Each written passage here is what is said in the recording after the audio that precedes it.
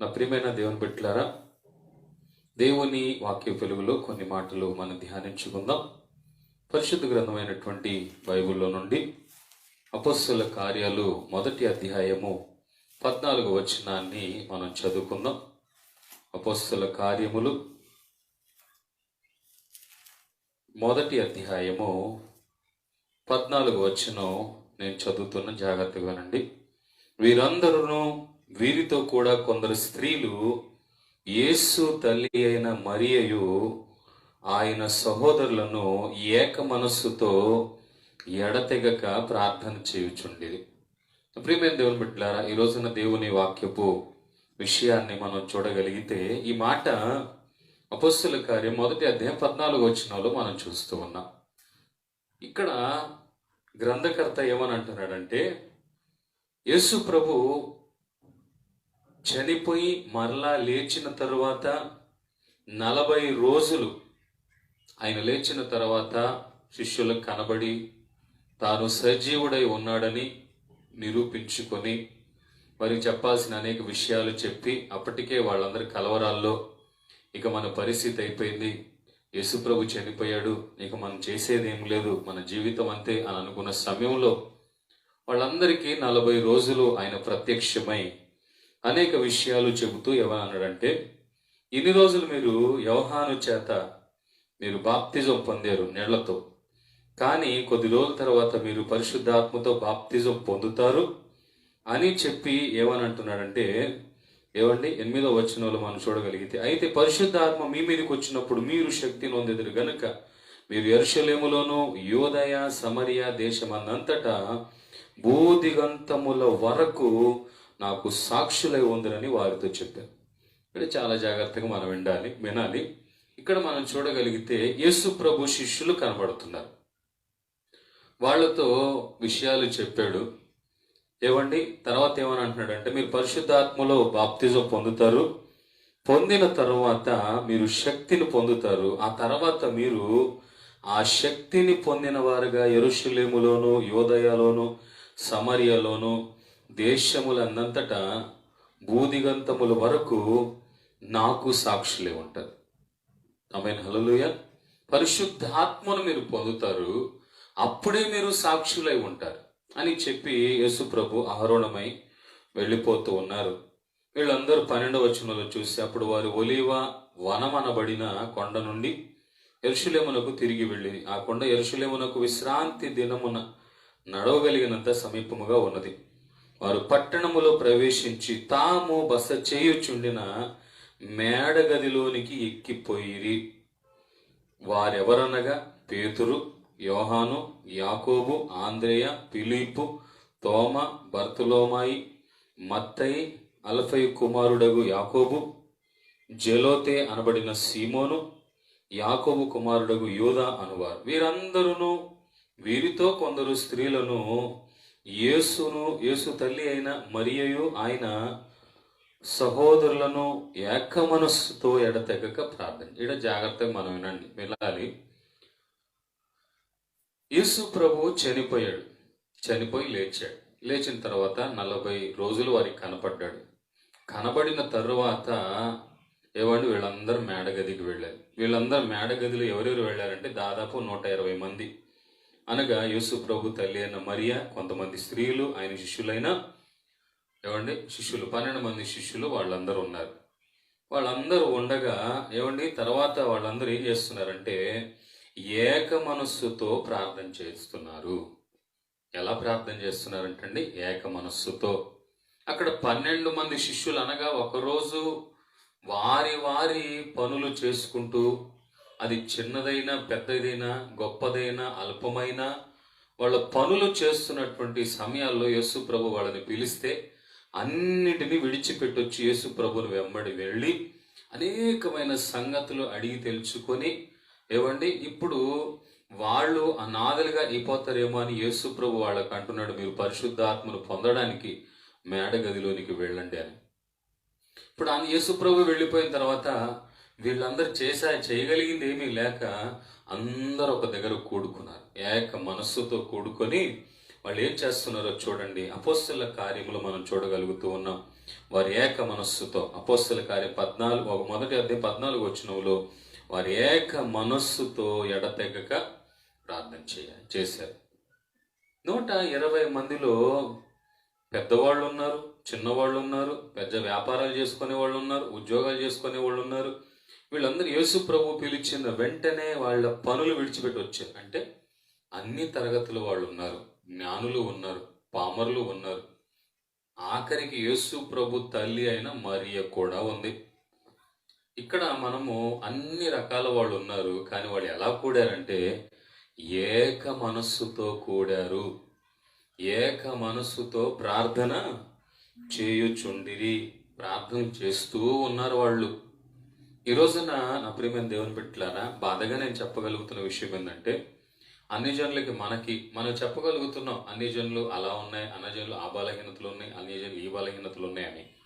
కానీ మనము గొప్పగా చెప్పుకోగలుగుతున్నటువంటి యేసయ్య నామను బట్టి మనము ఆనందపడుతున్నాం. కానీ యేసయ్య రక్తము అందరి కొరకు కార్చబడిందని చెబుతున్నాము, కానీ యేసుక్రీస్తు అందరికీ ప్రభు అని చెప్పగలుగుతున్నాం. కానీ మనం అందరం ఒకటి అని చెప్పలేని స్థితిలో ఈ రోజున నేటి క్రైస్తవ సమాజం కనబడుతుంది, నేటి క్రైస్తవ సంఘాలు కనబడుతున్నాయి. అంటే అందరూ ఒక్క దగ్గర ఒకే మనస్సుతో ఉండకుండా ఎవరిష్టానుసారంగా వాళ్ళు ఓ రకంగా చెప్పాలంటే స్వాతంత్రపు ఆత్మ, ఇంగ్లీష్లో చెప్పాలంటే ఇండిపెండెంట్ స్పిరిట్ కలిగిన వాళ్ళు ఉన్నారు. అంటే అర్థం ఏంటంటే ఈ రోజున అందరు ఏక మనసు కలిగి ప్రార్థన చేసే వాళ్ళకంటే ఒక 10 మంది కలిసి కూర్చుంటున్నారు అనుకోండి, ఒక అతను ఏం చేస్తున్నాడు అంటే నాకు ఫలానా చేయలేదు, ఫలానా లేదని అక్కడ నుండి వెళ్ళిపోతున్నాడు, అతను వెళ్ళిపోయి ఇంకో సంఘాలు కట్టుకుంటున్నాడు. కానీ ఇక్కడ యేసు ప్రభు మీరందరూ అని అంటున్నాడు. మీరందరూ అంటే మీరు ఎవరైనా కానీ మీరు శక్తి పొందాలంటే ఒక దగ్గరకు చేరాలంటే మీరు తర్వాత ఏం చేయాలంటే పరిశుద్ధాత్మ ద్వారా అభిషేకాన్ని పొందాలి. మీరందరూ ఏం చేయాలంటే పరిశుద్ధాత్మలో బాప్తిస్మం పొందాలి.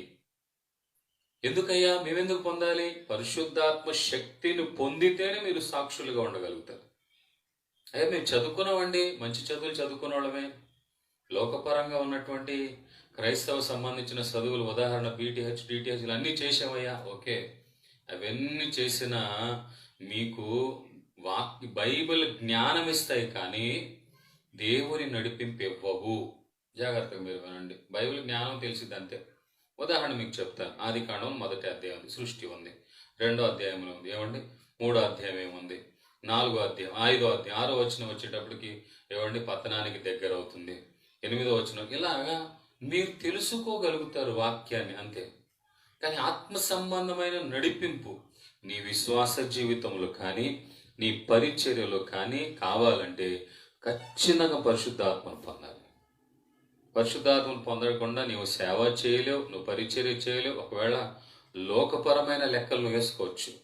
అయ్యే ఉందండి పరిచర్య చేయడానికి చక్కగా ఒక బాక్స్ కావాలి, ఒక మైకు కావాలి, ఓ 2,000 రూపాయలు 3,000 రూపాయలు ఒక పెద్ద లైట్లు కావాలి. కానీ వీటన్నిటినీ ఉండొచ్చు, నీకు వెన్ను ఉండొచ్చు, కానీ వారి హృదయాలను కేంద్రీకృతం చేయగలిగిన పరిశుద్ధాత్ముడు లేకపోతే ఎంత పరిచర్య చేసిన ప్రయోజనం లేదు. ఆమేన్, హల్లెలూయా. మరి ఆ పరిశుద్ధాత్మ దేవుడు కుమ్మరించబడాలంటే సార్వత్రిక సంఘం ఏం చేయాలంటే ఏక మనస్సుతో ప్రార్థన చేయాలి.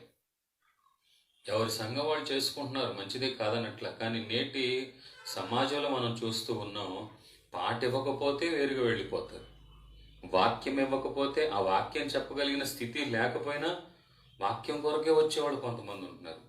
పాట పాడడం రాకపోయినా పాట కొరకే వచ్చి పాట పాడి వెళ్ళిపోయేవాళ్ళు కొంతమంది ఉంటున్నారు. నా ప్రియమైన దేవుని బిడ్డలారా, దేవదూతలే చేయగలుగుతున్నప్పుడు, దేవదూతలే స్వరం విప్పి పాడగలిగి ఏమండి పరలోక రాజ్యంలో అంత ఆరాధన చేయగలుగుతుంటే, ఏ యోగ్యత లేని మనకిస్తుంటే దానిని మనం ధన్యతగా భావించకుండా ఏమండి వాళ్ళలాగా మనం చేయాలనుకోవడం ఎంత భయంకరమైన విషయం. ఒకసారి ఆలోచించండి. ప్రియమైన దేవుని బిడ్డలారా, సంఘాలని ఏకమై ప్రార్థన చేయాలంటున్నాడు గ్రంథకర్త. ఏమండి సమస్య వచ్చింది. ఒకరోజు మీరు చూడండి, యూదులకి సమస్య వచ్చింది ఎస్తేరు గ్రంథంలో. ఆడ యూదుల్లో ఎంతో మంది ఉండొచ్చు, కానీ అందరికి ఒకే ఒక మాట, 3 రోజులు ఉపవాసం ఉండండి. అప్పుడు వాళ్ళు అనుకోలే, అరే మనం కాదురా వేరే వాళ్ళరా, మొర్దెకైకి సంబంధించిన వాళ్ళు ఉపవాసం ఉండాల్సింది, లేదా ఎస్తేరికి సంబంధించిన వాళ్ళు ఉపవాసం ఉండాల్సింది కాదు కాదు. అందరూ ఏక మనస్సుతో ఉపవాసం ఉన్నారు. దేవుడు కార్యము చేశాడు. యూదులకు ఒక ఘనత కలిగిన కార్యము మరి ఆ యొక్క దేశంలో చేసినట్లుగా చూస్తున్నాం. ఈ రోజున ఏదైనా ఇది ఏదైనా జరిగిందనుకోండి, మనకు అని అనుకోవట్లేదు, మనం అందరం కలిసి అని అనుకోవట్లేదు. అర్థమైందండి? ఏందయ్యా ఇలా వాక్యం చెప్పారు, ఇలా జరిగింది, అసలు అలా చెప్పొచ్చా, అలా చేయొచ్చా అంటే వాళ్ళు ఏమంటున్నారంటే, అవునయ్యా తప్పైందని అనట్లా. ఏమంటారు తెలుసు? మేం కాదండి వాళ్ళు, మేం కాదండి వీళ్ళు. అంటే అర్థం ఏంటంటే, ఒకే యేసు ప్రభుని ఆరాధన చేస్తున్న మనకు ఐక్యత లేదు. ఎన్నో దేవతలు ఆరాధన చేస్తున్న వాళ్ళు ఒకే మాట మీద నిలబడి ఒకే పోరాటం పోరాడగలుగుతున్నారు. కానీ ఒక్కడే ఉన్న యేసును ఆరాధన చేస్తున్న మనకు ఎన్నెన్నో భేదాలు, ఎన్నెన్నో గొడవలు కనబడుతున్నాయి సంఘాల్లో. ఆమేన్, హల్లెలూయా. పాటేయకపోతే వెళ్ళిపోవటమే. ఒకవేళ పాస్టర్ గారు, అయ్యా ఇది క్రమం కాదయ్యా, ఇలా చేయకూడదయ్యా అని అంటే, పాస్టర్ గారు నేను చెప్పినా వినలేదు, అందుకని ఆయనతో నాకు పని లేదు, నా సంఘం నేనే కట్టుకోగలుగుతా, నేను చేయలేనా అని ఏదో సంఘం అని వెళ్ళిపోతున్నారు. ఏదో కాస్తంత భోజనాలు, కాస్తంత ధాన్యం, కాస్తంత ఏమంటే ఆర్థికమైనటువంటి లావాదేవీల కార్యక్రమాలు పెట్టుకొని సంఘాలు కట్టినట్టుగా కడుతున్నారు. కానీ దేవుని వాక్యం అంటుంది, సంఘాలు వాక్యానుసారముగా పరిశుద్ధాత్మను బట్టి కట్టబడాలి. నా జ్ఞానమో, నా డబ్బో, నా సిరి సంపదలో, లోక సంబంధమైన పలుకుబడిలో. ఈరోజు లోక సంబంధమైన పలుకుబడితో నువ్వు కడతావు, రేపది తేడా అయిందనుకో ఏం చేయగలుగుతావు? కానీ దేవుని వాక్యం మనం చూడగలుగుతున్నాం. వారు ఏక మనస్సుతో ఎడతెగక ప్రార్థన చేస్తున్నారు. ఎడతెగక ప్రార్థన చేస్తున్నారు. ఎడతెగక ప్రార్థన చేస్తూ ఉంటే 15వ వచనం చూడండి. ఆ కాలమందు ఇంచుమించు 120 మంది సహోదరులు, 120 మంది సహోదరులే ఉన్నారు. అర్థమైందండి? సహోదరులే ఉన్నారు. సహోదరుల సంఖ్య ఆడ ఇంకా రాయలేదు. కూడి ఉండగా వాళ్ళందరూ కూడి ఉన్నారు. అందరు కలిసి ఒక దగ్గర కూడి ఉన్నారు. మరి ఈ రోజు మనం కూడగలుగుతున్నామండి?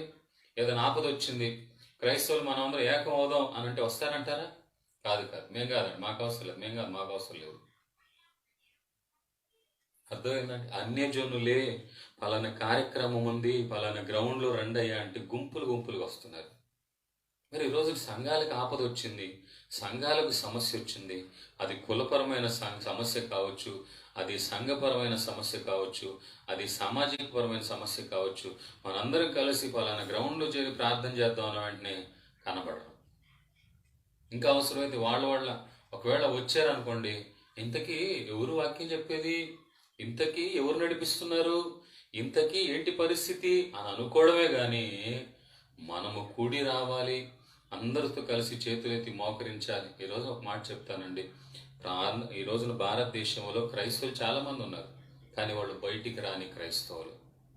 నేనంటాను, మనందరం కలిసి ఏకమైతే ఏమన్నా గొప్ప ప్రభజనం అవుతుంది, ఒక గొప్ప ప్రభంజనం అవుతుంది, ఒక గొప్ప అద్భుతం జరుగుతుంది. గ్రౌండ్లో కలిసి అందరు మోకాల మీద ఉండి కూర్చొని, ఎక్కడ వాళ్ళు అక్కడ కూర్చొని ఒక క్రైస్తవ సభలాగా ఏర్పాటు చేసి సంఘాలలో ఉద్యమం రావాలని, ఏమండి సార్వత్రిక సంఘముగా మార్చబడాలని, అవన్నీ చక్కగా ప్రార్థన చేసి సామాజిక పరమైన సమస్యల మీద దేవుడు జయం వేయాలని ప్రార్థన చేసి ఎంత ఆశీర్వాదకరంగా ఉంటుంది. కానీ ఈ రోజున క్రైస్తవం అంటే ఎలా ఉందంటే, నా పరుగు నాదే, నాది నాదే, నాది. మళ్ళీ వాక్యాలు మాత్రం నిన్ను వలె నీ పొరుగు వారిని ప్రేమించు. నీ పొరుగు సేవకుడు నువ్వు ప్రేమిస్తున్నావా?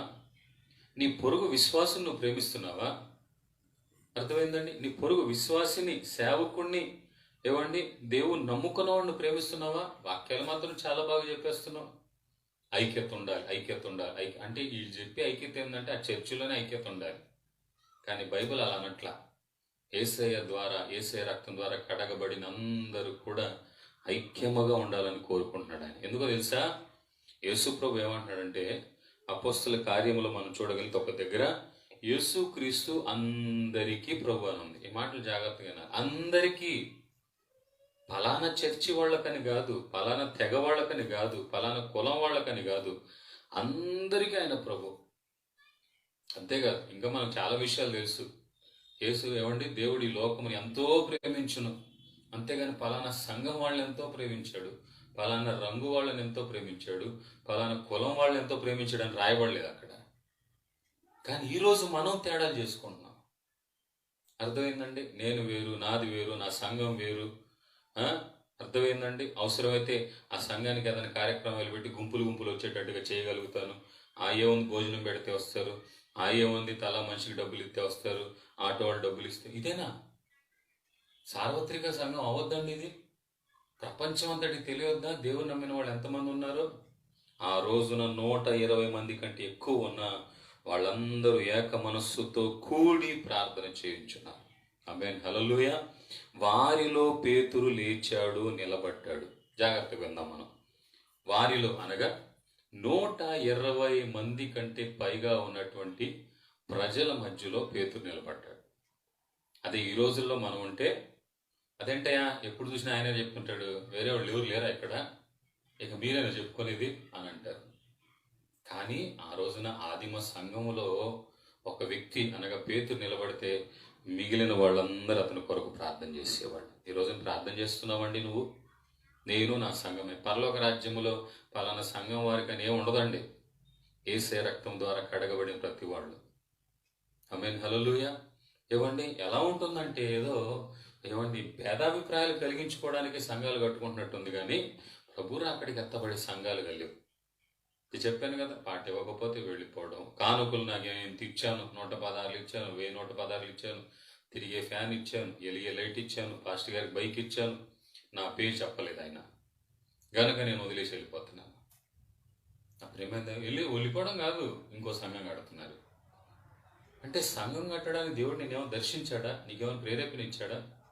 ఏదో ఒక ఊర్లో పాస్టర్ గారు పలానా ఏమండి పలానా చేయండి అని నేను చెప్పాను, ఆయన నా మాట వినలేదు, అందుకని నాకు కోపం వచ్చింది, అందుకని ఆయన వ్యతిరేకంగా ఎలాగైనా సంఘం పెడతా. సంఘం ఏంటంటే అర్థం కావట్లా. సంఘం అంటే మనిషి ద్వారా నియమించబడేదా, దేవుని ద్వారా నియమించబడేదా? కొంతమంది అయితే ఓన్ రూల్స్ పెట్టుకుంటున్నారు, సొంత నియమాలు పెట్టుకుంటున్నారు. ఆ సొంత నియమాలను బట్టే ఇంకంతే, ఇంకొకరితో కలిసి ఉండట్లా. ఆమేన్, హల్లెలూయా. ఎంత భయంకరం! ఈ రోజున అన్ని జనులు తిట్టుకుంటున్నారండి, అన్ని జనులు నవ్వుకుంటున్నారు మనల్ని చూసి. ఏమంటున్నారో తెలుసా? ఒక్కడే యేసుప్రభు, యేసుప్రభు ఒక్కడే దేవుడు, యేసుప్రభు ఒకే రక్షకుడు అంటున్నారు, కానీ వేళ్లకేళ్లకు సమాధానం లేదు. ఆ చర్చి వాళ్ళకి ఏళ్ళకూడదు, ఈ చర్చి వాళ్ళకి ఆళ్ళబడదు. ఆమేన్, హల్లెలూయా. ఒకే దగ్గర 2-3 సంఘాలు కనపడుతున్నాయి. అర్థమైందండి? కింద ఒక సంఘం ప్రార్థన చేసుకుంటుంటే మళ్ళీ పైన ఒకళ్ళు ప్రారంభించుంటారు. పైన ఉన్న వాళ్ళు కిందికి రావచ్చుగా, అట్లా రారు. ఎంత బాధ అండి, ఎంత ఆలోచించండి. ఒక సేవకుడుగా నేను ఎంత బాధపడుతుంటే క్రైస్తవ సమాజం గురించి దేవుడు ఎంత బాధపడుతున్నాడు. బైబిల్ ఏమంటుంది? ఆయనలో పక్షపాతం లేదు, కానీ మనం పక్షపాతం చేస్తున్నాం. వాడు వేరు, ఈడు వేరు, ఆ చర్చి వేరు, ఈ చర్చి వేరు. ఆ చర్చికి వెళ్తే ఏసీ ఉంటుందండి, కానీ చర్చిలో కనీసం ఫ్యాన్లు కూడా ఉండవు. ఏమండి, చర్చి ఉన్న ఫ్యాన్ ఏంటి, ఏసీ ఉన్న చర్చి ఏంటి? ఒకసారి ఆలోచించండి. అప్పుడు మేము దేవుని పెట్టలేరు. ఆ రోజులు అవి కూడా లేవే. ఫ్యాన్లు ఎప్పుడు కనుక్కున్నారు? నా ప్రియమైన దేవుని బిడ్డలారా, ఏక మనస్సుతో వాళ్ళు కూడి ఉంటే పేతురు వాళ్ళ మధ్యలో నిలబడి, ఏమండి, పరిశుద్ధాత్మ దావీదును గూర్చి పూర్వం పలికిన లేఖనములు నెరవేర్చి ఉండేనని మాట్లాడుతున్నాడు. మిగతా వాళ్ళందరూ మౌనంగా అతనితో ఏకీభవిస్తున్నారు. ఈ రోజున ఏకీభవించే క్రైస్తవులు లేరు, సరి చేసుకునే క్రైస్తవులు లేరు. ఈ ఈ యొక్క కార్యక్రమం మరి ముఖ్యంగా క్రైస్తవుల కోసమే నేను ఇది పెడుతున్నానండి, సేవకుల కోసం, విశ్వాసుల కోసం. ఆమేన్, హల్లెలూయా. నా ప్రియమైన దేవుని బిడ్డలారా, ఆ రోజు సంఘాలు కూడా లేవు, చర్చిలు లేవు. ఇంకా అప్పుడు చర్చి లేని సమయంలో అందరూ ఒక ఇళ్లలో కూర్చొని ఇంటింటా రొచ్చిపిచ్చాడంటే, ఇంటింటా ప్రార్థన చేసుకున్నారంట. ఏమండి, ఈ మధ్య కాలంలో కరోనా వల్ల ఇంట్లో ప్రార్థన చేసుకోవాలన్నప్పుడు ఒక పెద్ద లిస్టే చేశారు. ఇంట్లో ప్రార్థన చేశారు, ఇంటింటా తిరిగారు, ఇంటింటా రొట్టె విరిచారు, ఇంటింటా గుడికున్నారని. మరి ఆ రోజు సంఘం లేనప్పుడు, ఇంటింటా చేరినప్పుడు, ఈరోజు ఎందుకని ఒక మందిరం లేకపోయిన వెంటనే, మందిరం లేదు కాబట్టి మేము వెళ్ళాం, మందిరం పరలోక రాజ్యం మందిరాలు ఉంటాయంటారా? పరలోక రాజ్యంలో ఉండవే మందిరాలు.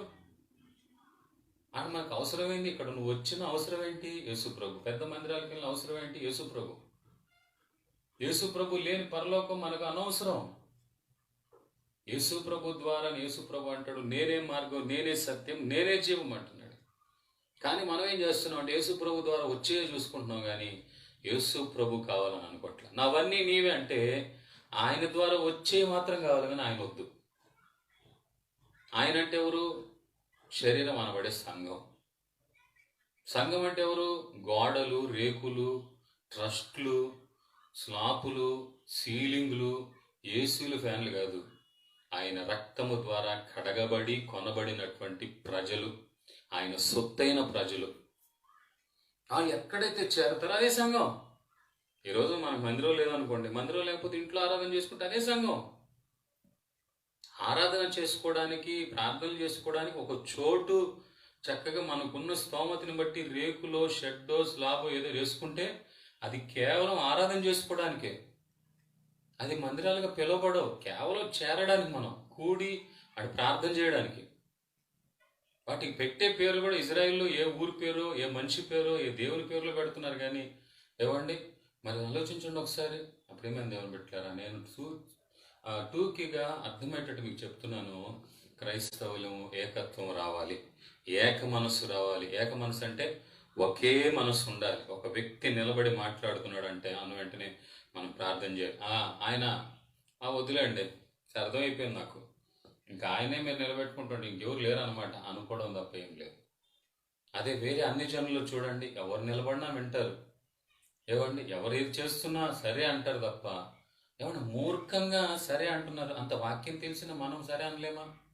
ఒకసారి ఆలోచించండి. నా ప్రియమైన దేవుని బిడ్డల, ఇన్ని డెనామినేషన్లు ఉన్నాయి కదా, ఇవన్నీ ఏకమైపోయి మనందరం కలిసి ప్రార్థన చేద్దాం అంటే ఎంత బాగుంటుంది. కానీ అలా కాదు. మేము వేరండి, వాళ్ళు వేరండి, మేము వేరండి, వాళ్ళు. అలా అవడం వల్ల ఏం ప్రయోజనం? రేపు ఏమైనా శత్రువులు సిద్ధమైపోయి ఏం చేస్తారంటే, క్రైస్తవ సంఘాలని ఇది చేసేయండి అని అంటే అప్పుడు మనం చచ్చి కూర్చోవాలి. నేనంటే ఇంతమంది ఉన్నారని తెలిస్తే ఏమండి అందరూ భయపడతారు. ఆమేన్, హల్లెలూయా. కనుక ఏకముగా మనం ప్రార్థన చేయాలి. ఏక మనస్సుతో వాళ్ళు ఏం చేశారంటే ఎడతెగక ప్రార్థన చేయాలి. ఆమేన్, హల్లెలూయా. ఆ తర్వాత 2వ అధ్యాయం 44వ వచనంలో నేను చదువుతున్నాను, జాగ్రత్తగా వినండి. విశ్వసించిన వారందరూ ఏకముగా కూడి తమకు కలిగినదంతయు సమష్టిగా ఉంచుకొనిరి. అర్థమైందండి? నా ప్రియమైన దేవుని బిడ్డలారా, సమిష్టిగా ఉంచుకొనిరి. అదే కాదు, 43వ వచనం, అప్పుడు ప్రతి వానికి భయము కలిగెను, మరియు అనేక మహత్కార్యములు, సూచక్రియలు అపోస్తుల ద్వారా జరిగెను. నా ప్రియమైన దేవుని బిడ్డలారా, ఎందుకని భయపడడం మొదలు పెట్టారంటే, ఎవరైతే దేవుని ఆత్మను పొందారో, 120 మంది కంటే ఎవరైతే ఎక్కువ మంది ఆడు ఉండి పరిశుద్ధాత్మ అభిషేకాన్ని పొందారో వాళ్ళంట తర్వాత ఏం చేశారంటే, ఏమండి, యేసు ప్రభు యొక్క సువర్తమానం చెప్పిన తర్వాత 3000 మంది చేర్చబడ్డారు 41వ వచనం ప్రకారంగా.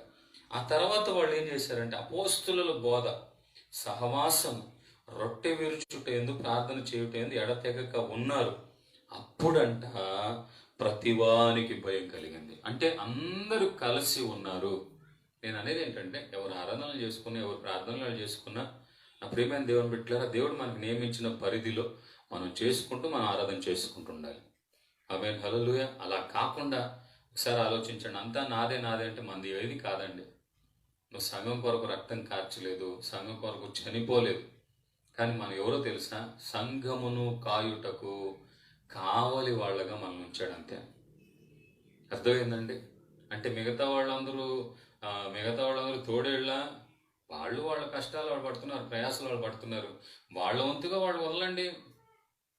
ఆమేన్, హల్లెలూయా.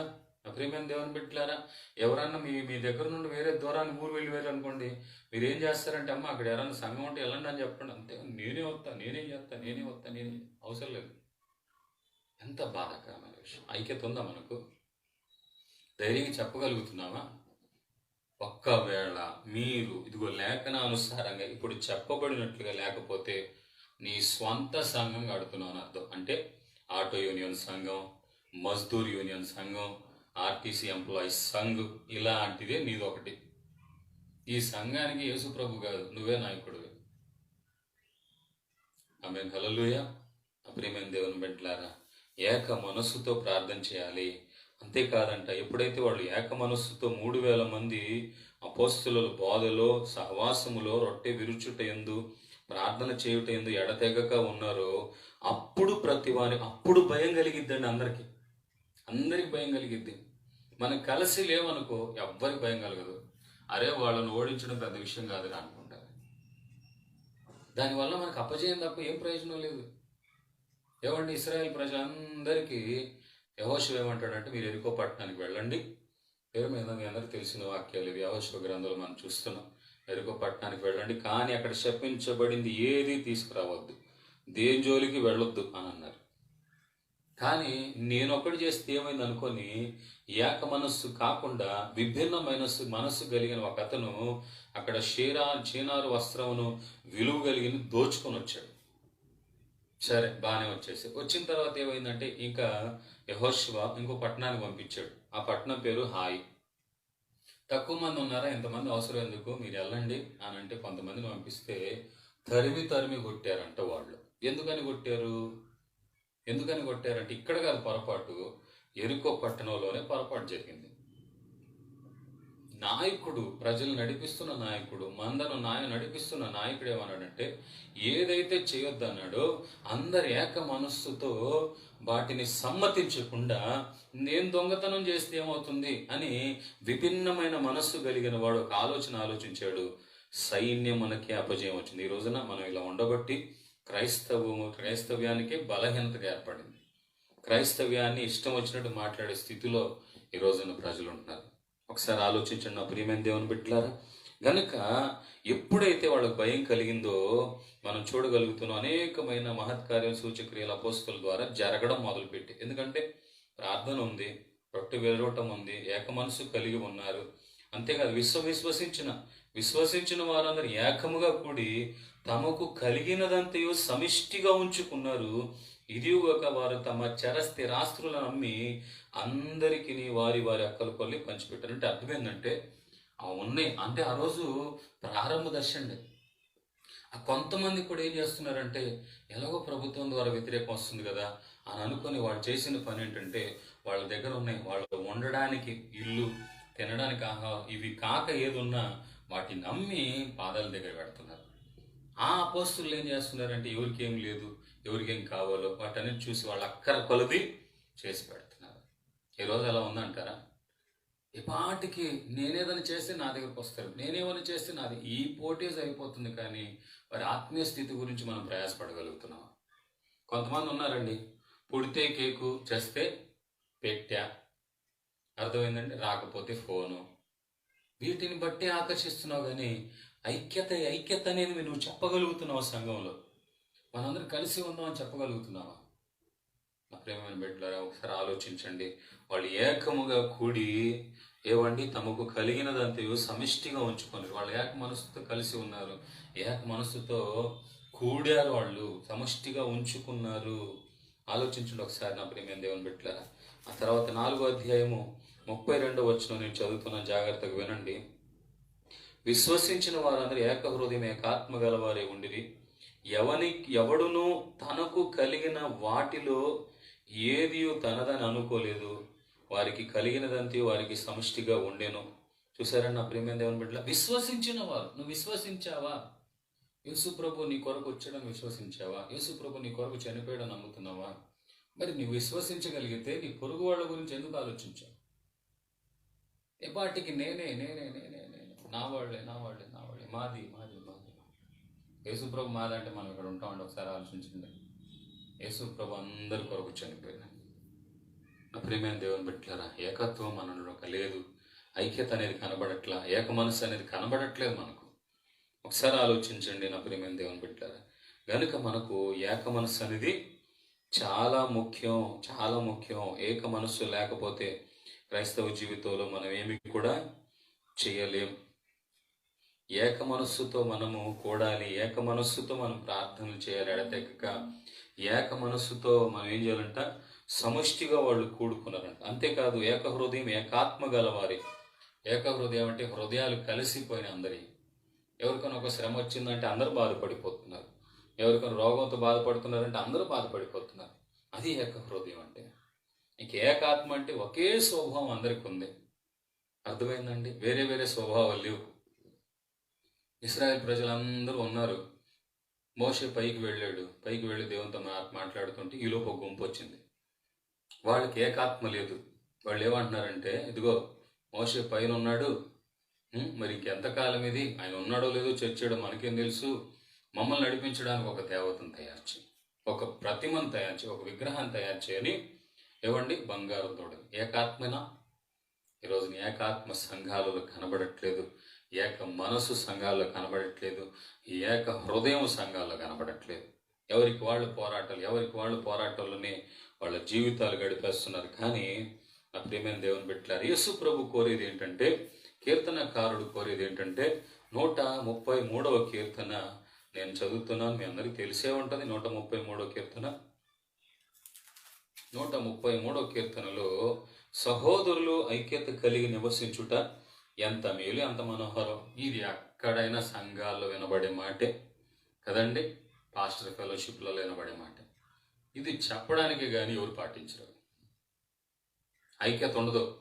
అరే పలానోళ్ళకి సంఘం లేదంటారు బాబు, మరి మనం మాట్లాడదాం, ఏదైనా ఒక చిన్న సంఘం చూద్దాం అని అనుకోరు. మాకెందుకండి, మాకెందుకు మాకెందుకు మాకెందుకు అర్థమైందండి. ఏక మనసు ఉందా, ఐక్యత మనకుందా, సంఘాలలో విశ్వాసులకుందా, సంఘ కాపరులకుందా? ఒకసారి ఆలోచించండి. ఆపద వచ్చింది దాని వెంటనే ఎక్కడ లేని బాధ మనం యూట్యూబ్లలో ఫేస్బుక్లలో పెడతాం, ఇలా జరిగింది అలా జరిగింది, మా చర్చి మీద పడ్డారు, మా చర్చిని కొట్టారు, పగలు కొట్టారు, అంత బాగానే ఉంది. మరి నీకు ఐక్యత ఉందా? ఈరోజు ఏదో ఆపద వచ్చిందని ఎవడో ఒకడు కదులుతాడు, ఏదో రేకులు డబ్బులు ఇస్తాడు గోడకు, వీటి కోసం పెట్టడమే కానీ మనందరం కలుద్దామని ఆలోచన ఉందా? లేదు. పేరుకి మాత్రం చెప్పుకోవడానికి సహోదరుల ఐక్యత మనం ఐక్యంగా ఉండమని అంటారు. అంతేగాని తీరా అనుసరించే విషయాలు వచ్చేటప్పటికి మాత్రం వాళ్ళెవరో నాకు తెలియదండి, వీళ్ళెవరో మాకు తెలియదండి. ఆపద వచ్చిందా పాస్టర్ గారండి, మనం వెళ్దాం అర్జెంటుగా అందరూ కలిసి మాట్లాడుకుందాం, ఏంటంట మనందరం కలుద్దాం, ఎప్పుడు కలుద్దాం అని ఎవరు మాట్లాడరు. మనకెందుకండి అని అనుకునేవాళ్ళు ఎక్కువ. విశ్వాసులు కూడా అంతే. సంఘ కాపరి ఓపికగా ఫోన్లు చేసి ప్రార్థనలు చేసి సంఘాలు డెవలప్ అవ్వాలి, ఆత్మీయ జీవితాలు బలపరచబడాలి, భద్రపరచబడాలని ప్రయాసపడుతుంటే మనకెందుకు? పిలిస్తే వెళ్ళిపోతాం ఏంటి ప్రార్థనలకి? ఆయన పిలిస్తే వెళ్తామా అని అనుకునే వాళ్ళకి అసలు సూది గుచ్చుకున్నంత కూడా వేదన వాళ్ళకి లేదు. ఎంత బాధ అండి. ఎక్కడండి ఐక్యత? అన్ని జనులు కలిసిపోవడం మంచిది కదా దీనికంటే. ఎందుకండి అది యేసుప్రభు నామానికి అవమానం తప్ప దేనికని పనికి వస్తుందా? ఆలోచించండి ఒకసారి. కీర్తనకారుడు దావీదు అంటాడు, ఏవండి, ఎక్కడ సహోదరుల ఐక్యతతో నివసిస్తారో అక్కడ మేలు జరుగుతుంది, అది మనోహరంగా ఉంటుంది. అంతేకాదు చివరిలో చూస్తున్నాం, ఆశీర్వాదం శాశ్వత జీవం అక్కడ ఉంటుంది. ఈ రోజున ఆశీర్వాదం శాశ్వత జీవం ఎందుకు ఉండట్లేదంటే ఐక్యత అని చెప్పుకుంటున్నారే కానీ దాని దగ్గర జీవితాలు జీవించట్లేదు. చివరిగా మీకు ఒక మాట చెప్తున్నాను. యోహాను సువార్తలో 10వ అధ్యాయంలో 30వ వచనంలో మనం చూడగలిగితే, 10వ అధ్యాయం 30వ వచనంలో నేను చదువుతాను, జాగ్రత్తగా వినండి. అక్కడ ఏమని ఉందంటే, మేము తండ్రియును ఏకమై ఉన్నామని వారితో చెప్పాను. ఇక్కడ యేసు ప్రభు అంటున్నాడు, ఏమండి 30వ వచనంలో మనం చూడగలిగితే, నేనును అనగా యేసు ప్రభు, తండ్రియు అనగా పరలోకంలో ఉన్న దేవుడు ఏకమై ఉన్నామని వారితో చెప్పాను. ఆ తర్వాత యోహాను సువార్త 17వ అధ్యాయము 21వ వచనం చదువుతున్న, జాగ్రత్తగా వినండి. 17వ అధ్యాయం 21వ వచనంలో జాగ్రత్తగా మనం చూడగలిగితే, తండ్రి నాయందు నీవును నీయందు నేనును ఉన్నలాగున వారును మనయందు ఏకమై ఉండవలెనని వారి కొరకు మాత్రమే నేను ప్రార్థించుటలేదు, వారి వాక్యము వలన నాయందు నివసించు వారందరూ ఏకమై ఉండవలెనని వారి కొరకు ప్రార్థించుచున్నాను. ఏమండి 22:11. ఆ తర్వాత అదే 22వ వచనంలో మనం చూస్తుంటే, మనం ఏకమై ఉన్నలాగున వారు ఏకమై ఉండవలెనని నీవు నాకు అనుగ్రహించిన మహిమ నేను వారికి ఇచ్చి. చూశారండి, ఏకమై ఉండాలని కోరుకుంటున్నాడు. ఏమండి, యేసుప్రభు ద్వారా స్థాపించబడింది కదా. యేసుప్రభుని నమ్ముకున్న శిష్యుల ద్వారా మరలా తర్వాత కొంతమంది ఏమంటే విశ్వాసులుగా మార్చబడి శిష్యుల సంఖ్య విస్తరిస్తూ ఇలా పెరుగుతూ వెళ్ళింది కదా. ఇప్పుడు యేసుప్రభుని పక్కన నెట్టేసి, ఆయన బోధను పక్కన నెట్టేసి, ఆయన చెప్పిన విషయాలన్నీ పక్కన పెట్టి నాది మాది అనుకొని ఏ ఆపద రాకుండా, ఏమండి రోగం వస్తే ఆయన బాగు చేస్తున్నాడండి. నువ్వు ఏ సంఘమో తెలీదు. ఆర్థిక పరిస్థితుల్లో ఉంటే ఆయన నిన్ను బాగు చేస్తున్నాడు ఎవరో తెలీదు. కానీ మనం మాత్రం వాళ్ళు వేరు వీళ్ళు వేరు, వాళ్ళు వేరు వీళ్ళు వేరు. మీకు ఇంకో విషయమే చెప్పనా? మనం చిన్నప్పుడు ఒక కథ విన్నాం. ఏంటి ఆ కథ అంటే, ఏమండి ఆవుల కథ మనం విన్నాం. ఆవులన్నీ కలిసి ఉన్నాయంట. పులి వేటాడాలి అనుకుంటే వేటాడలేకపోతుంది. ఎందుకంటే కలిసి ఎగబడుతున్నాయి పులి మీద. ఈలోపు ఏం చేసిందంటే, నా ప్రేమైన దేవుని బిడ్డలారా, ఆ పులి వెళ్ళిపోయి ఏమండి ఏ ఆవు దగ్గరకు పోయిపోయి ఏం చేస్తుందంటే, నీకు తెలుసా ఆ ఆవు నీ గురించి ఇలా అనుకుంటుంది, నీకు తెలుసా నీకు తెలుసా అని ప్రతి ఆవు దగ్గర పోయి ఇంకొక దగ్గర గురించి చెప్తూ ఉన్నప్పుడు వాళ్ళందరూ ఏకమైపోయి ఏం చేశారు తెలుసా, నువ్వు ఇలాంటి దానివని లేదా ఇలాంటి వాడివని నేను అనుకోలేదని ఎవరి దారి వాళ్ళకి వెళ్ళిపోయినాయి. అప్పుడు ఇంక ఒంటరిగా దొరికినప్పుడు ఆ పులి ఏం చేసిందంటే ఒకదాని మీద పడి వాటన్నిటిని చంపేసింది. ఈరోజు క్రైస్తవులు కూడా అంతే. సైతాన్ గాడు వచ్చి ఏం చేస్తాడంటే చెవులో, నువ్వు వాళ్ళకంటే గొప్పోడు నీకు తెలీదా, నువ్వు వాళ్ళకంటే బాగుపడతావు తెలుసా. సంఘాలలో విశ్వాసులు కూడా ఆ పాటే చెప్పిద్ది. నువ్వేంది ఇంతసేపు ఆయన చెప్పేది అంటావు, ఆయన ఒక్కడే నా చెప్పేది, నువ్వు చెప్పలేవా, బయటకు వచ్చే అని తీసుకుని వెళ్ళిపోతే. అర్థమైందండి. నువ్వేంది వాడు పాటలు పాడుతుంటున్నావు, నువ్వు వాడికంటే బాగా పాడతావు, బయటకు వచ్చే. ఇంకో విషయం తెలుసా, వాడు ఒకప్పుడు దోతల్లో ఉంటేనే వాడు ఉండకుండా బయటకు వచ్చాడు, పడదరోయే పడ్డాడు. వాడు అప్పటికే సవాల్ విసురుతున్నాడు. ఈ రోజున అదే పని చేస్తున్నాడు. సంఘాలు పాడు చేయడానికి, ఆత్మీయ జీవితాలు పాడు చేయడానికి మనసులో ప్రేరేపణ కలిగిస్తున్నాడు. బయటకు వచ్చే నీది నువ్వు కట్టు, నీది నువ్వు కట్టుకో, నీది నువ్వు చేసుకో, నీది నువ్వు పాడుకో, నీది నువ్వు. అంతేగాని మనందరం కలిసి అనే మాట రాట్లా. సందుకి సంఘాలే, వీధికి సంఘాలు, ఇంటింటికి సంఘాలు. నేను భయపడుతున్నాను ఏమనుకుంటా, రాబో రోజులు ఇంటింటికి సంఘాలు అయిపోతాయేమో. గ్రామాల సంఘాలు కదా, ఇల్లు సంఘం అయిపోద్ది. ఏదో ఇల్లు సంఘం, పక్కన ఒక ఇల్లు సంఘం. ఇంకా అందరూ వినేవాళ్ళు ఎవరు ఉండరు, చెప్పేవాళ్ళే అయిపోతారు. కారణం ఏంటంటే అందరూ ఏక మనస్సుతో ఉండట్లా. ఎంత బాధ అంటే, దేవుడిగా నేను బాధపడుతున్నాను, ప్రార్థన చేస్తున్నాను. అందరూ కలిసి ఉండాలి. సామాజికంగా మనం బలపడాలంటే బైబిల్ అంటుంది, వాళ్ళు సమాజాన్ని ఎదిరించారు, వ్యతిరేకమైన వాతావరణాన్ని ఎలా ఎదిరించారంటే ఏక మనసుతో కలిసి ప్రార్థన చేశారు, ఏక మనసుతో కూడారు. అంతేకాదు సమిష్టిగా ఉంచుకొని ప్రతి వాళ్ళకి ఏం కావాలి, పలానోళ్ళకి చర్చికి రేకులు లేవా అని కూర్చున్నారు, రేకులు పలానోళ్ళకి పలాన లేదా, ఇలా చేశారండి ఆ రోజుల్లో. ఆదిమ సంఘంలో ఉన్నట్టుగా మన వాతావరణంలో ఉంటే ఒకసారి ఆలోచించండి నా ప్రియమైన దేవుని బిడ్డలారా. అందుకని యేసు ప్రభు మాత్రం ఏమంటున్నాడంటే, నేను తండ్రి అలాగా ఏకమై ఉన్న వాళ్ళు కూడా మనలో ఏకం. నువ్వు ఇక్కడే ఏక మనస్సుతో లేవు, పరలోకంలో ఉండడానికి కుదిరిద్దా నీకు? ఆలోచించండి ఒకసారి. ఇక్కడే నువ్వు కలిసి ఉండలేకపోతున్నావు, ఇక్కడే నువ్వు కలిసి ప్రార్థన చేయలేకపోతున్నావు, ఇక్కడే నువ్వు వినలేకపోతున్నావు. ఏమండి అంత నాది, నేను చెప్పాలి, నేను చేయాలి అనుకుంటున్నావు. ఏక మనసు అనేది కనపడలేదు, నేను బాగుపడితే చాలా అనుకుంటున్నావు కదా. రేపు పరలోక రాజ్యంలో ఎలా ఉండగలుగుతున్నావు ఏకంగా ఆడ? ఇంకా ఆడ ఎవరు ఆరాధన చేసేవాళ్ళు ఉండరు, వాక్యం చెప్పేవాళ్ళు ఉండరు, అందరూ కలిసే ఉండరు. అక్కడ నేను అలా ఉన్నాం, నేనే జరిపిస్తానంటే మనం పనికిరాం. ఆమేన్, హల్లెలూయా. ప్రియమైన దేవుని బిడ్డలారా, 12 మంది శిష్యులు ఏమండి పరిశుద్ధాత్మను పొందిన తర్వాతే మీరు సాక్షులై ఉంటారని అన్నాడు. కానీ అతను తిరిగారు కాబట్టి మీరు వెళ్ళిపోండి అయ్యా, మీకేం అవసరం లేదు, మీకు అసలు మీకు ప్రత్యేకంగా పరిశుద్ధాత్మ అవసరం లేదు, ఏం లేదు అనలేదు. మీరు ఒకసారి అర్థమయ్యేటట్టు చెప్పనా, వాళ్ళు ఏకంగా ఉన్నారు. వాళ్ళు ఏకంగా ఉన్నప్పుడు శిష్యుల సంఖ్య పెరిగే కొద్దీ, మీరు అపోస్తల కార్యం 6వ అధ్యాయంలో చూస్తే శిష్యుల సంఖ్య పెరిగే కొద్దీ ఏమన్నా ఉన్న కొంతమంది చేయలేని సమయంలో కొంతమందిని నిలబెట్టారు. వాళ్ళే నిలబెట్టారు, వాళ్ళంతటా నిలబెట్టలేదు. 12 మంది ఆడ మనం చూడగలిగితే 7గురిని నిలబెట్టారంట. 7గురు వాళ్ళంతటా నిలబడలేదు. చాలా జాగ్రత్తగా వినాలి. ఏదో సొంత జ్ఞానం, సొంత తెలివితేటలు మనం వినియోగించుకొని ఏదో చేసేస్తున్నాం అని కాదు.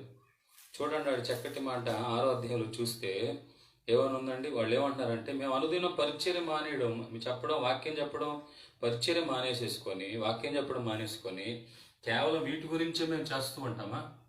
అందుకని ఏం చేయాలంటే, ఇదిగో వీటన్నిటిని చేయడానికి మీలో ఏమండి 7గురిని, అర్థమైందండి, మీలో 7గురిని, 3వ వచనంలో 7గురిని మీరు మీలో నియమించండి అని ఇతను చెప్తున్నాడు. వీళ్ళే నియమిస్తున్నారు, వీళ్ళ నోటి ద్వారా వచ్చింది. అయ్యా మీలో ఎవరు బాధ్యతగా పరిచర్య చేస్తారయ్యా అని అంటే వాళ్ళలో కొంతమంది లేచి, ఇదిగో పరిశుద్ధాత్మతో నిండుకొనినవాడు, విశ్వాసంతో నిండుకున్న వాళ్ళు ఎంతమంది ఉన్నారయ్యా అని వాళ్ళు నిలబెట్టారు. వాళ్ళంతటా వాళ్ళు పోలేదు, వాళ్ళంతటా వాళ్ళు చేయలేదు. విషయాన్ని మనం మర్చిపోకూడదండి, మన ఇష్టానుసారం చేయడానికి కాదు. ఎందుకో తెలుసా, చాలామంది ఒక సరైన క్రమం తెలియక, ఒక సరైన నడిపింపు తెలియక తోచింది చెప్పేసి అన్ని జనుల గురించిన విషయాలు చెప్పేసుకొని ఏమన్నా ఆఖరికి ఏమైపోతుందంటే, వాళ్ళు చేసిన పాపం ఏదైతే ఉందో మిగతా వాళ్ళు కంటగడుతున్నారు. ఉదాహరణ మీకు చెప్పమంటారా? యేసు ప్రభుని నమ్మిన మనం ఏం చేయాలంటే పరిశుద్ధ గ్రంథంలో ఉన్న సువార్తనే చెప్పాలి. వాక్యం చెప్పాలంటే పరిశుద్ధ గ్రంథంలోనే చెప్పాలి. కానీ వీళ్ళు ఏం చేస్తున్నారంటే వేరే గ్రంథాలలో ఇట్టుంది, వేరే గ్రంథాలలో ఇలా ఉన్నాయి అని వేరే గ్రంథాలు చెప్తున్నారు. ఈ చెప్పే వాళ్ళందరూ ఎవరో తెలుసా? వాక్యం గురించి సరైన అవగాహన లేనోళ్ళు. వాళ్ళ వేదాలు, వాళ్ళ గ్రంథాలు, వాళ్ళ ఖురాన్లు ఇవే. నీకు వాక్యం రాదా? వాక్యం చెప్పడం రాదా? ఆలోచించండి ఒకసారి. ఇలా చెప్పడం వల్ల ఏమైపోతుందంటే కొంతమంది నువ్వు ఒక్కడికి చెప్పినందుకు నీ మీద పగ పెంచుకోవట్లా, యావత్ క్రైస్తవ సమాజం మీద పగ పెంచుకొని వీళ్ళు ఇలాగే చెప్తుంటారేమో అని మిగతా వాళ్ళు. అదే నువ్వు సరిగా తరపేది పొంది, అదే నువ్వు దైవజనుల ద్వారా ఏర్పాటు చేయబడి, అదే నువ్వు పరిశుద్ధాత్మ నడిపింపులో నడిపించబడుతూ ఉంటే నువ్వు చెప్పే ప్రతి మాట దీవెనకరంగా మార్చబడుద్ది. ఒకసారి ఆలోచించండి నా ప్రియమైన దేవుని బిడ్డలారా. ఈ రోజున మనకు అవసరమైంది ఏక మనసు. యేసు ప్రభు కూడా ఏమంటున్నాడో తెలుసా? ఏక మనస్సు కావాలి. యేసు ప్రభు నేనును నా తండ్రి ఏకమై ఉన్నలాగున వీరును మనలో ఏకమై ఉన్నట్టుగా మనం అందరూ ఏకముగా ఉండాలి అంటున్నాడు. అర్థమైందండి? ఏదో చిన్న చిన్న వాటికి ఏ సంఘము కొరకైతే ఆయన రక్తం గార్చాడో వాటిని మనం వదిలేసుకొని పోవడం మంచిది కాదు. ఏ సంఘము కొరకైతే ఆయన పరలోకము నుండి వచ్చాడో, ఏ సంఘము కొరకైతే ఆయన స్వార్థమిచ్చి కొన్నాడు, ఆ సంఘాన్ని విడిచిపెట్టి పోకుండా ప్రభు రాకడ వరకు ఉండాలి. ఆ విషయాన్ని మీరు ఆలోచించండి. ఆ ప్రియమైన దేవుని బిడ్డలారా, ఏక మనసు మనకు కావాలి. రోజులు అసలు బాగుండట్లేదు. రకరకాల సమస్యలు, శోధనలు ప్రభుత్వాల ద్వారా కూడా మనుషుల మీదకి వస్తున్నాయి. ఈరోజు ఏకమవ్వకపోతే కష్టం. ఏమండి? అన్ని జనులందరూ ఏకమవుతున్నారు, క్రైస్తవులు వ్యతిరేకంగా ఉంటున్నారు. ఏమండి? ఆ తర్వాత మిగతా వాళ్ళందరూ వాళ్ళు ఇప్పటి నుండి ఏకంగానే ఉంటున్నారు. ఏ గొడవ వచ్చినా, ఏ సమస్య వచ్చినా, వాళ్ళు నేరం చేసినా మేము నేరం చేయలేదని ఏకంగా ఒప్పుకుంటారు వాళ్ళు. కానీ మనం ఏకముగా ఉండి ప్రార్థన చేయలేకపోతున్నాం. మరి వాళ్ళు దేనికి సంబంధించిన వాళ్ళో తెలియదు. ఒక మాట రావడం ఆలస్యం, పలానా ఊరికి వెళ్ళాలి మనందరం కలిసి అన్న వెంటనే గుంపులుగా వెళ్ళిపోతారు. అదే మనం వెళ్ళాలనుకోండి, మనం ఎందుకు అందుకాదు ఎవరోళ్ళు పలానా వాళ్ళేనా, పలానా డినామినేషన్నా, వాళ్ళైతే మనం పోదాం, వాడు మనోడే మనం పోదాం అంటారే తప్ప మనందరం కలిసి వెళ్దాం. ఎందుకంటే ప్రభుత్వం ద్వారా ఏం జరగాలన్నా మనం కలిసి ఉంటేనే మనకు జరిగిద్దనే ఆలోచన నేటి క్రైస్తవ సమాజం లేదు. కానీ ఆది క్రైస్తవ సంఘంలో మనం చూడగలుగుతున్న వాళ్ళు ఏకముగా కూడారు, ఏక మనసుతో ఎడతెగక ప్రార్థన చేశారు. ఏకముగా వాళ్ళు ఏం చేశారంటే నా ప్రియమైన దేవుని బిడ్డలారా, ఏక హృదయం, ఏక ఆత్మతో వాళ్ళు ఉన్నారు. ఎప్పుడైతే అలా ఉన్నారో ఇతరులకి భయం కలిగిందని 2వ అధ్యాయము 43వ వచనంలో చూస్తూ ఉన్నాం. అందరికి భయం కలగాలంటే ఎవరు దాడు చేసుకుంటే సరిపోదండి. అందరు కలిసి, ఎవరు సంఘాలు వాళ్ళు చేస్తున్నా అందరు కలిసి. ఈరోజు ఒక మాట మీకు చెప్పమంటారా? వేరే అన్ని జనులందరికీ ఒకళ్ళు పెద్దోళ్ళు ఉన్నారు, క్రైస్తవులకి ఎవరు పెద్దోళ్ళు లేరు. చెప్పగలుగుతారు ఎవరైనా పెద్దోళ్ళు ఉన్నారని? ఏమండి? ప్రభుత్వం తరపున ఏమైనా అడగాలన్నా ఎవరన్నా ఒకళ్ళు ఉన్నారా? ఎవరు లేరు. ఎవరి కాళ్ళు నాకు చెప్పలేదు, నాకు చేయలేదు, నాకు చెప్పలేదు అనేవాళ్ళు. కానీ జాగ్రత్త, మనందరికీ కలిసి చేసుకుందాం, ప్రార్థన చేద్దాం. సార్వత్రిక సంఘం అని చెప్పేవాడు ప్రతివాడు. కానీ సార్వత్రిక సంఘం అంత ఏకముగా ఉండాలని ఇప్పుడు చెప్పడు. ఈరోజు నా ప్రేమను ఆలోచించండి. పొరుగువాడిని ప్రేమించాలి, పొరుగువాడిని ప్రేమించాలని సంఘంలో చెప్తారే కానీ పొరుగు సేవకుని ప్రేమించరు, పొరుగు విశ్వాసిని ప్రేమించరు. ఇలాంటి భయంకరమైన విషయాలు మనం సరి చేసుకోవాల్సిన అవసరం ఎంతైనా ఉంది. వాళ్ళు ఆ రోజును ప్రేమించారు, వారు ఆ విధంగా ఉన్నారు. వాళ్ళ సంఘక్షేమమే వాళ్ళ ప్రాణంగా భావించారు. అర్థమైందండి? అందరు ఏకమైపోయారు. ఎక్కడో చెరసాల్లో పేతులుంటే ప్రార్థన చేస్తున్నారు. ఇక్కడ ఏం చేశాడు, ఎందుకు వేశారో ఇవన్నీ ఆలోచించట్లేదు వాళ్ళు. ఈరోజున మన పరిస్థితి ఏంటి ఒకసారి ఆలోచించుకుందాం. అందరు తలలు ఉంచండి, కండ్లు మేయండి, ప్రార్థన చేసుకుందాం. ప్రేమ స్వరూపి స్తోత్రాలు. ఈ సమయంలో ప్రార్థన చేస్తూ ఉన్నాం, ఎంతో వేదనతో ప్రార్థిస్తూ ఉన్నాం. ఈ రోజున సంఘాల మీద గొడవలు, సమస్యలు అనేక రకాలుగా మేము చూస్తున్నాం. కానీ క్రైస్తవుల్లో ఈ రోజున ఏక మనస్సు అనేది లేకుండా ఎవరికి వాళ్ళు మాకు కాదులే అనుకుంటున్నారే కానీ అయ్యా చెప్పిన బోధకు తగ్గట్టుగా, విన్న బోధకు తగ్గట్టుగా ఉండట్లేదు. చిన్న చిన్న వాటి కొరకు నువ్వు స్వరక్తం ఇచ్చి కొన్న సంఘము నుండి బయటికి వెళ్ళిపోతున్నారు. అయ్యా దేవతలు అపవాది తంత్రాలలో చిక్కుబడిపోతున్నారు, ఆఖరికి అవమాన పాలైపోతున్నారు. ఏదో జీవనోపాధి కొరకే అయ్యా దేవతల జీవన సంబంధమైన ఆదాయాల కొరకు మాత్రమే సేవ చేస్తున్నారు. కానీ రాకడ కొరకు సంఘం సిద్ధపరచాలని, సార్వత్రిక సంఘం సిద్ధపరచబడాలని మాత్రం కోరట్లేదు. కనుక నాయన నా ప్రియమైన దేవుని బిడ్డలారా, ప్రభువానికి స్తోత్రం. ఆ విధంగా మీరు కార్యాలు జరిగించండి. ఉన్నతమైన ప్రభా దేవతని కృపను విస్తరింప చేయమని, ఇక మీదట క్రైస్తవుల మధ్యలో ఐక్యతను మీరు కలిగించండి. ఇక మీదట క్రైస్తవుల మీద ప్రభా ఏక మనస్సు, ఆత్మను మీరు కుమ్మరించండి, ఏక హృదయాన్ని కుమ్మరించండి, ఏక ఆత్మను కుమ్మరించండి. ఒక గొప్ప కార్యాన్ని రాబో రోజులు మీరు జరిగించండి. ఐక్యతగా అన్నిటిని ఎదిరిస్తూ, ఐక్యతగా ప్రార్థన ద్వారా జయిస్తూ, ఆదిమ సంఘములో లాగా వాళ్ళు ఐక్యతతో రొట్టె విరిచారు, ప్రార్థన చేశారు, సహవాసంలో ఉన్నారు.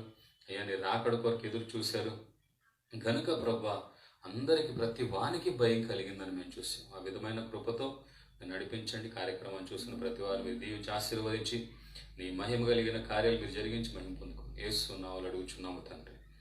ఆమేన్, ఆమేన్, ఆమేన్. అందరికీ వందనాలు. ప్రభు పేరట స్తోత్రాలు. దేవుడు మిమ్మల్ని మీ కుటుంబాలని దీవించి ఆశీర్వదించును గాక. ఆమేన్.